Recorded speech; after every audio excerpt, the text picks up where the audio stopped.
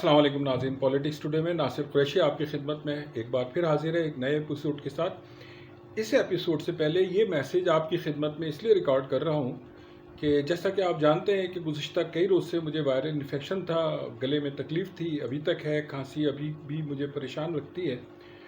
तो गुज़िश्ता एपिसोड में और शायद इस एपिसोड में भी मुझे ये प्रॉब्लम रही है और सॉरी आपसे हर दफ़ा करना था जब ये खांसी होती है, ज़ाहिर है डिस्टर्बेंस होती है, कि अखलाक़ी तकाज़ा भी है। न करने की वजह यूँ भी है कि शेख साहब जब गुफ्तगू करते हैं तो मैं नहीं चाहता कि वो गुफ्तगू डिसकंटिन्यू हो। तो मैंने सोचा कि इसके लिए आपके एक अलग से मैं सॉरी का मैसेज रिकॉर्ड कर दूँ। दुआ कीजिए कि अल्लाह ताला मेरी ये तकलीफ़ रफ़ा कर दें और हिस्ब मामूल में आपकी खिदमत में हाज़िर हूँ। आइए प्रोग्राम देखते हैं। अस्सलाम वालेकुम नाज़रीन, पॉलिटिक्स टुडे में एक बार फिर आपकी खिदमत में नासिर कुरैशी हाजिर है। मेरे हमरा हिस्ब मामूल जनाब शेख अलाउद्दीन साहब हैं। शेख अलाउद्दीन साहब से आपका तारुफ भी है। शेख अलाउद्दीन साहब एक पुराने सियासी रहनुमा, पीपल्स पार्टी से एक लंबा ताल्लुक़, 1967 में पीपल्स पार्टी बनाई, उससे कबल भी सियासत में थे, आज भी सियासत में एक्टिव हैं, भरपूर नज़रिया रखते हैं, भरपूर सियासी समझबूझ रखते हैं। नाज़रीन, ज़रूरत इस अमर की है कि हम अब कुछ चीज़ों को अपने जहन में क्लियर करें, ख़ास तौर पर कराची में। वैसे तो पूरे पाकिस्तान में ही है ये मसला, लेकिन कराची में एक मसला बहुत ज़्यादा है और जिसने कई दहाइयों से कराची को कन्फ्यूजन में मुब्तला कर रखा है। वो मसला है कौमियत का मसला। मैं ये कौम, तू वो कौम। इब्न इंशा बहुत अरसे पहले कह गए थे कि ये कौन सा मुल्क है, ये जर्मनी है, यहाँ कौन सी कौम रहती है, यहाँ जर्मन कौम रहती है। ये कौन सा मुल्क है, ये ईरान है, यहाँ कौन सी कौम रहती है, यहाँ ईरानी कौम रहती है। ये कौन सा मुल्क है, ये चीन है, यहाँ कौन सी कौम रहती है, यहाँ चीनी कौम रहती है।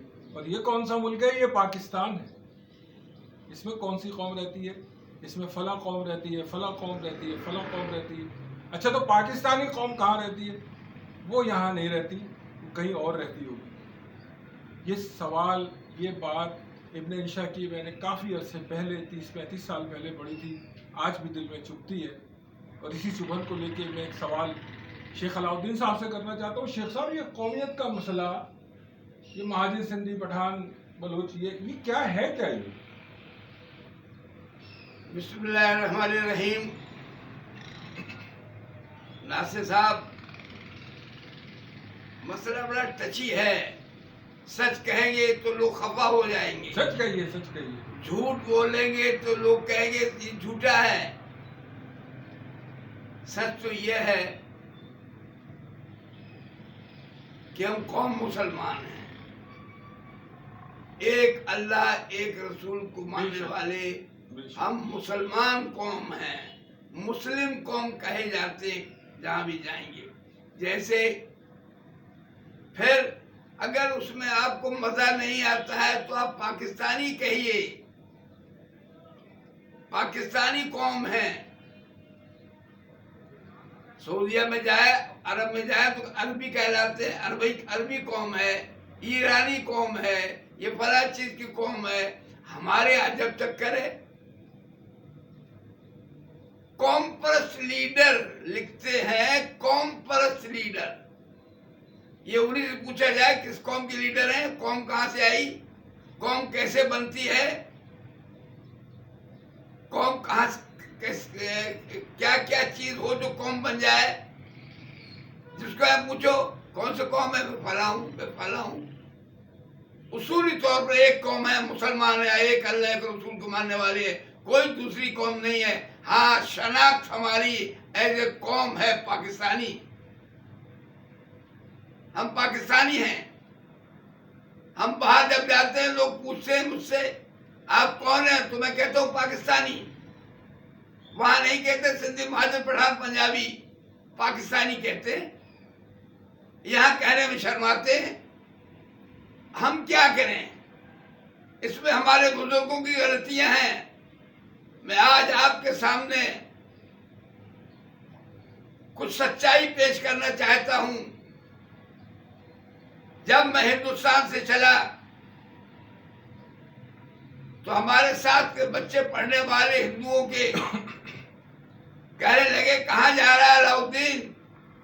मैंने कहा यार मैं पाकिस्तान जा रहा हूं, मैं अपने वतन जा रहा हूं पाकिस्तान में। अब हमारा मुल्क बन गया है, पाकिस्तान में रहेंगे। तो कहने लगे ये भी तो मुल्क आपका है, आप पैदा आप हुए। मैंने कहा उसमें पाकिस्तान नहीं था, अब पाकिस्तान बन गया है, तो हम पाकिस्तान जाना चाहते हैं। मैं पाकिस्तान आ गया।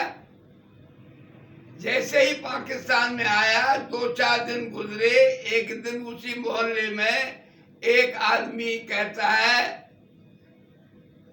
साईं ये हिंदुस्तानी जा रहा है। हमें हिंदुस्तानी कह के पुकारा गया, हम परेशान। मैं कह रहा कि मैं हिंदुस्तान छोड़ के पाकिस्तान आया हूं, ये कह रहे हिंदुस्तानी है। फिर कहा गया ये मक्कड़ है, फिर कहा गया ये पनागीर है। भाई हम निजाम से हमसे कहते हैं आप क्या पाकिस्तानी हैं, तो मैं अपने आप को पाकिस्तानी कहता। आपने पाकिस्तानी हमें माने ही नहीं, तो हम पाकिस्तानी कैसे कहते? आपने कभी कुछ बना दिया, कभी पनागीर बना दिया, अब बाद में उर्दू स्पीकिंग बना दिया। अब लोग कहते तो आप ही कहते हैं। भाई कहते कि आपने इतना बनाया तो एक रास्ता ढूंढा कि कोई अच्छी तहजीब की चीज होना चाहिए, तो उर्दू स्पीकिंग कहने लगे। क्या कहते, कहाँ जाते, किससे पूछते, किससे शिकवा करूं कि हमारी शनाख्त हमें नहीं दी गई,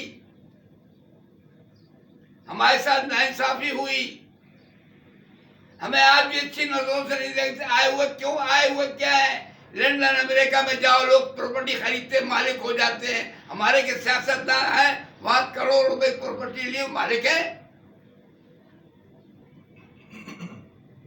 हमें किसी ने तश्तरी में लाके नहीं दिया था कुछ। ये गलतफहमी है कि मैं वो शख्स हूं जो खुद चल के आया हूं खोखरा पार से। या धूल उठती थी कराची में, मैं राम स्वामी में रहने लगा। एक धर्मची बाड़ा है जहां बाड़े में जानवर रहते उसी तरह रहते थे। मलिर कोरंगी आए तो धूल उठती थी, रेत उड़ता था, उसमें जिंदगी बसर की। वक्त गुजरता रहा, खुद कमाया, खुद लगाया तो मकानात बने, खुद टैक्स दिया तो ये रोड बने, हम सब लोगों ने पैसा दिया तो ये शहर बना। भाई शेख साहब देखिए बात ये तो आप दुरुस्त कह रहे हैं। ये तो सिर्फ शनाख्त के लिए हम कह देते हैं कि भाई आप शेख हैं, मैं कुरैशी हूँ, या इस तरह की भी बातें हैं, या पंजाबी, पठान, सिंधी, बलोच वगैरह भी है। ये तो शनाख्त है, बुनियादी तौर पर तो हम पाकिस्तानी ही है ना, उससे कैसे इनकार हो सकता? भाई हम तो हैं, हमें लोग मानते नहीं। एक भी नहीं कहता आइए पाकिस्तानी। तो एक उर्दू स्पीकिंग आ गया तो बनाएंगे ना, पाकिस्तानी बनिए ना। मैं अगर बनता कोई नहीं है, बनाया जाता है। दुनिया में कोई बनता नहीं है, बनाया जाता है। हम किसी को भंगी कहने लगे तो भंगी हो गए। नहीं देखिए, अगर मैं खुद कहने लगूंगा अपने आप को कुछ, तो लोग मुझे उसी नाम से पुकारेंगे। अगर मैं पाकिस्तानी कहूंगा तो लोग मुझे फिर पाकिस्तानी ही समझेंगे। भाई मैंने तो कहा था, हम तो वहां से चले थे, आप तो चले नहीं थे, आप तो यही पैदा हुए हैं। आपको क्या पता? हम तो भाई बर्थ पाकिस्तानी हैं। फिर भी नहीं कहा आपको पाकिस्तानी कहा जाता है। फिर भी आपको मटरुआ कहेंगे, महाजिर कहेंगे, उर्दू स्पीकिंग कहेंगे। आज तक नाम ही डिसाइड नहीं हुआ है। ये तो जुल्म देखें। हम फिर कहते हैं, हाथ जोड़ के कहते हैं कराची के वासियों से, जितने भी जबान के लोग आबाद हैं, उनसे गुजारिश है कि हम सब पाकिस्तानी बन जाएं। हमें आप पाकिस्तानी कहें बुरा नहीं मानेंगे। अब जब आप उल्टी सीधी बातें करते हैं तो कोई महाजिर कहने लगता है, कोई उर्दू स्पीकिंग पहचान बना लेता है। क्या करे? क्या हल है इसका? क्या आपके ख्याल में क्या हल होना चाहिए? क्या हल है इसका? हम पाकिस्तानी हैं, ये शनाख्त है। कौम हम मुसलमान हैं, शनाख्त हमारी पाकिस्तान है। शनाख्त हमारी शेख भी हो सकती है, पठान भी हो सकती है, बलोच भी हो सकती है। ये कौम नहीं, ये शनाख्त है। शनाख्त है। चलिए, यहाँ तक तो हम इस बात पर आ गए। नाजरीन, बड़ी बड़ी दुखती हुई बातें हैं, बड़ी तकलीफदेह बातें हैं। हम लोगों ने अपना हशर क्या कर लिया, दुनिया में मुल्क कहाँ चले गए हैं। हम अभी तक उन चीज़ों में उलझे हुए हैं जिनकी कोई अहमियत नहीं है। हमें कोशिश करना चाहिए कि हम पाकिस्तानी बने। शेख साहब, आप ये बताइए कि कोई ऐसा फार्मूला कि हम पाकिस्तानी बन जाएं एक ही रात में, कोई ऐसा फार्मूला कि कौम को घोल के पिला दिया जाए, ये जहन किस तरह साफ होंगे आखिर? देखिए, एक ऐसी बात कह रहा हूं जो सच है, हमारे लोग भी खफा हो सकते हैं। हमें जो उर्दू स्पीकिंग का खिताब मिला है, ये उर्दू भी न होती पाकिस्तान में अगर पंजाब न होता।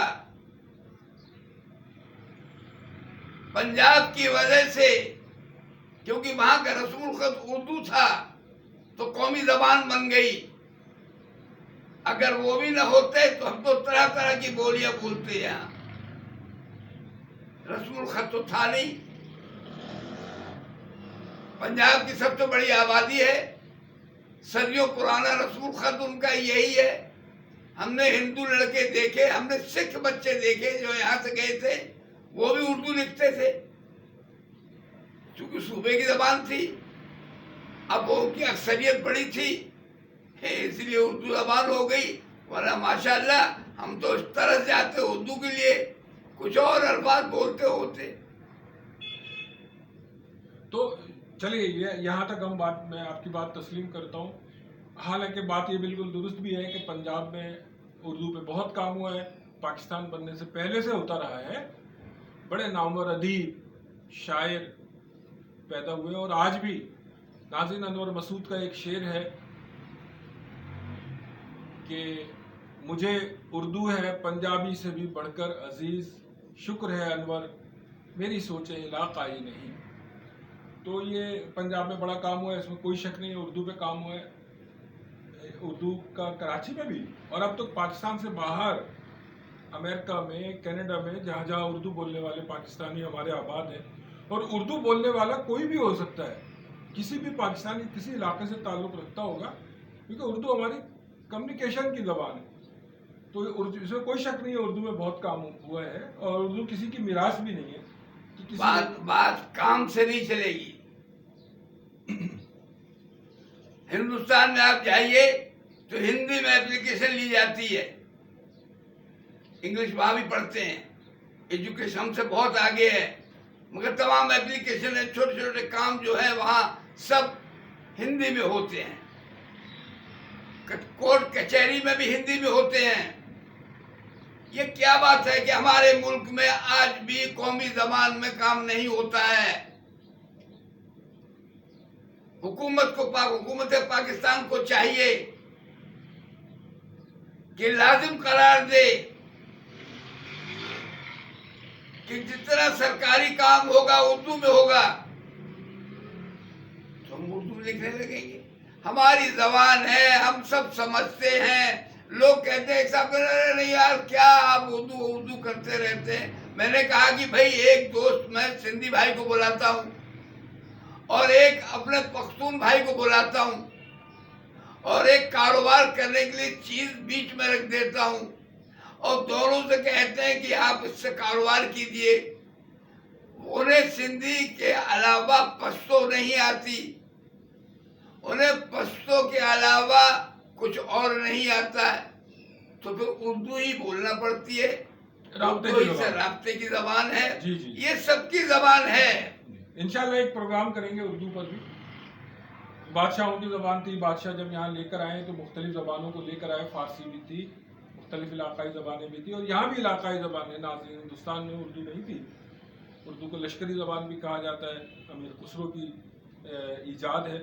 इस पर भी इंशाल्लाह बात करेंगे। अच्छा शेख साहब, आते हैं हम इसी मसले की तरफ दोबारा, जो कौमियत का मसला है। तो कौमियत का मसला इस वक्त पाकिस्तान में बड़ा अहम है और इसकी बुनियाद पर सियासत हो रही है, इसकी बुनियाद पर हुकूमतें बन रही हैं, सूबाई हुकूमतें बन रही हैं, इसकी बुनियाद पे सियासत में एक अहम किरदार यानी कौमियत का मसला एक अहम फैक्टर है, वो हमारे मुल्क को नुकसान दे रहे हैं। ये क्या होगा इसका? ये भी पार्लिमानी निजाम की वजह से हुआ है। पार्लिमानी निजाम की वजह से ये कौमियत, ये लसानियत, ये फरकावारियत, ये इलाकाइयत पैदा की जाती है। क्या ये पैदा इसलिए की जाती है कि इस निजाम में इसकी जरूरत है। हम जाके लाइन देंगे, शिया शिया को वोट देगा भाई, सुन्नी सुन्नी को वोट देगा भाई, महाजर महाजर को वोट देगा, सिंधी सिंधी को वोट। जब हम ये अपने मफाद के लिए ये पार्लिमानी निजाम के ये चीजें हैं निकाली हुई, मजबूर हैं हम, हमें वोट लेना है, हमें सीट लेना है, हम किसी को कुछ कहेंगे, किसी को कुछ कहेंगे, किसी को कहेंगे हम तुम्हारी बिरादरी के आदमी है। कभी हर तरह इलेक्शन में वोट चाहिए। पार्लिमानी निजाम में वोट के बाद वजारत चाहिए, फिर माल कमाएंगे। कोई नहीं पूछ सकता कि पहले तू क्या था, आज कहां से आया। अगर तेरे पास एक कोठी नहीं थी कराची में, ये 10 कोठियां कैसे कराची में बनी, आप इंक्वायरी कीजिए उनकी। कहेंगे कारोबार से बनाई, जमीन है हमारी, हम जमींदार हैं। टैक्स दिखाइए, कितना टैक्स दिया आपने, उसके बाद फैसला कीजिए। और गलत निकले तो जब्त कर लीजिए। उसूली तौर पे यही होना चाहिए। ये करेंगे तो फिर इंसाफ कहलाएगा।